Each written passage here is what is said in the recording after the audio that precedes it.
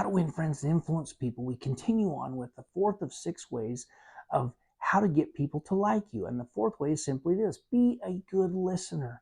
Encourage others to talk about themselves. The author shares a story about a young man who was president of a wool company. His name was Julian F. Detmer, and he owned his own company of wool.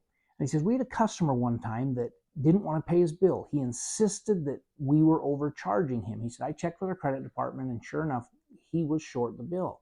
But he said he was so adamant that he was not, that he packed his bags and came to Chicago, where Julian F. Detmer's company was. And he came in and stormed in and sat down with him, and he went over all of the reasons why he was wrong. And he says, I listened to him. He says, I was tempted a time or two to jump in, but he says, I didn't. I just listened.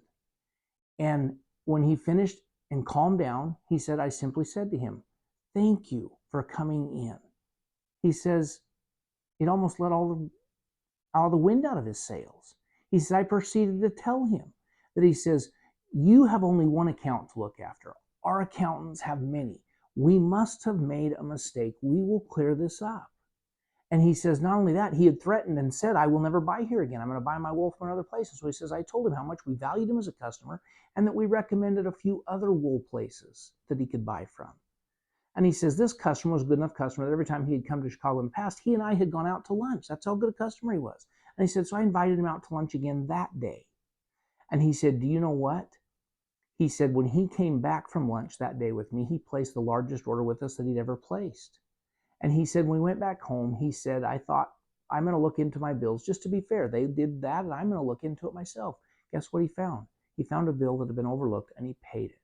But he was so grateful to this Detmer Wool Company that when he had a child born less than a year or two later, he gave him the middle name Detmer. My friends, why? All because in a heated situation, the answer wasn't to be heated back, but to listen. Listening, my friends, can change circumstances in every part of your life.